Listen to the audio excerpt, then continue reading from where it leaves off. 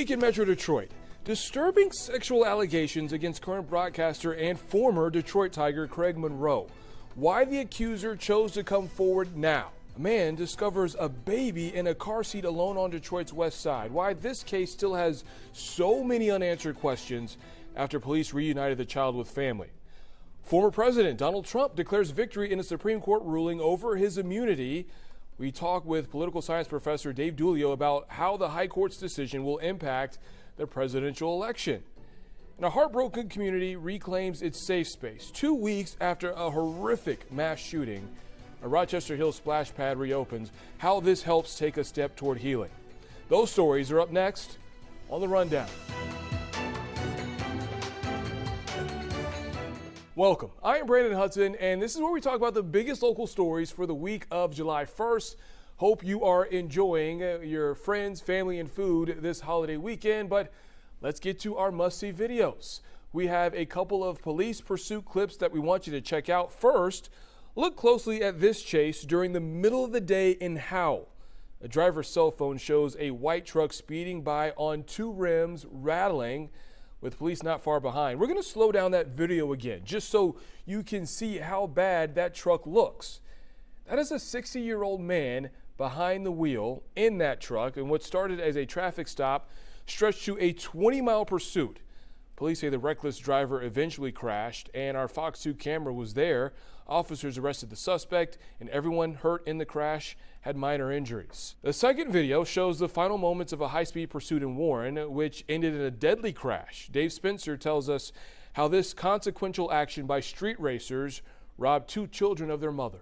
This security video captures the final moments of a police pursuit from Warren into Madison Heights. It shows two Dodge Chargers heading west on 10 Mile from Warren past DeQuinder into the Heights. Warren police in pursuit. The video was captured by Class A collision located directly across from the crash scene. A second video shows the aftermath, one of the Dodge Chargers colliding with a Jeep Cherokee.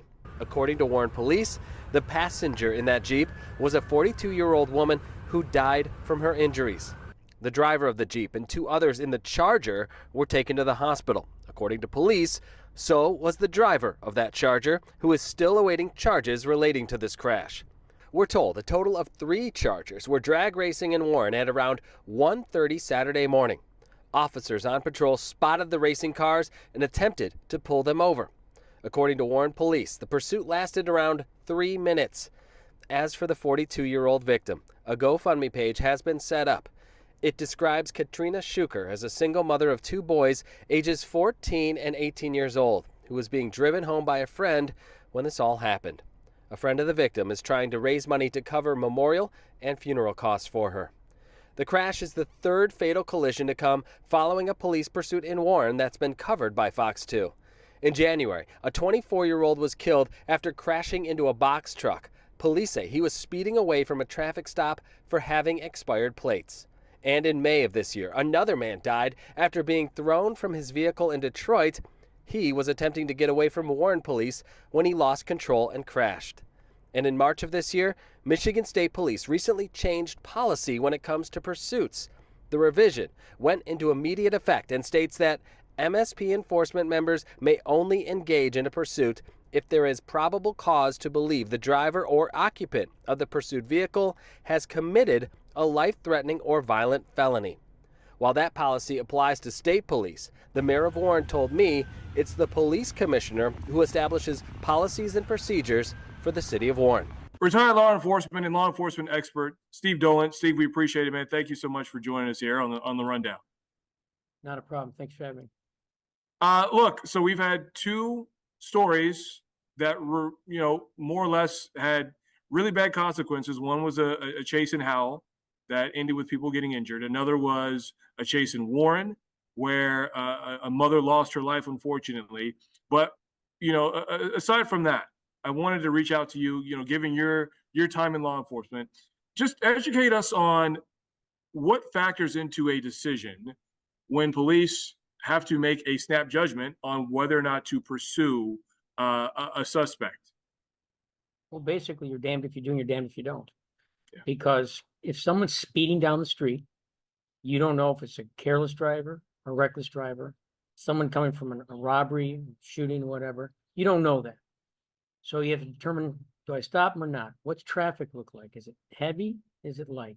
Am I near a school? What time of the day is it? Or is it night? Is it well lit? There's so many factors that go through your head. And a lot of times, at least in the suburbs, you're a one-man car. You don't necessarily have backup. So then you're thinking, okay, if this guy does pull over, so you have tinted windows, what do I do? They teach you in the academy to have your light, spotlight, and you put it in their rear view mirror so they can't see you coming. And it's a surprise. State troopers a lot of times come by on the passenger side. So there's so many things you got to worry about: safety, your safety, their safety, a lot of things. You know, there's often been talk about, how do you legislate, or if this is even something that lawmakers can legislate. Do you think it's ever going to get to a point where lawmakers are going to step in and say and maybe advise, or is this something that you just have to trust the law enforcement, the experts who are trained to do this? Well, like any field, some law enforcement officers are better than others. Some can make good decisions, some can't. The longer you're on the street, you can figure out, should I pull this car over or not? Does the driver look suspicious? Are they driving recklessly or carelessly? There's a difference.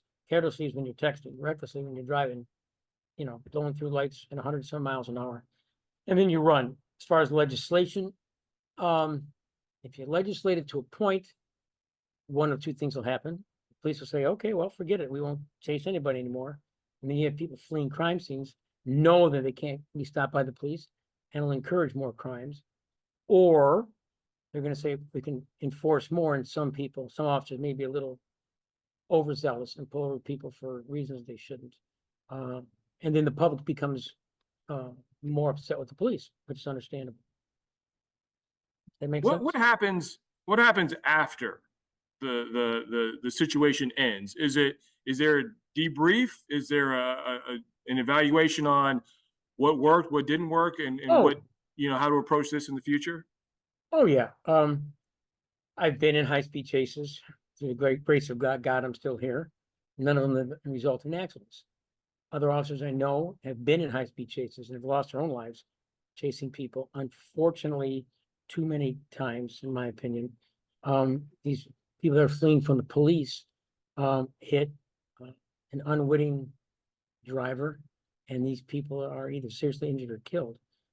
And the officers have to live with the fact that they're chasing someone. Now, granted, we're chasing you for a murder or fatal shooting, and you're a threat to someone's life or great bodily harm to them. I'm justified in doing it. Just chasing you for traffic, you know what? I'll get you another day. It is what it is. But that's the hardest part. As far as debriefing, yeah, mentally, if someone dies in your chase or is seriously injured, you've got to deal with that. And it's very hard. And then, because now they have cameras in the cars and body cams, which didn't have when I came on, you go through disciplinary procedures. So you can go be charged criminally, departmentally, you could lose everything.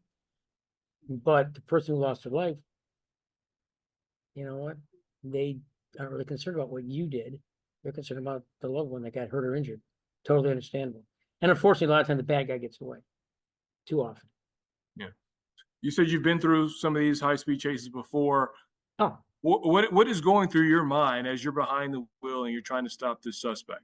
well, I was chasing a guy, actually, the worst one I was in, he was up to about 115, 120. And he just was shooting at people.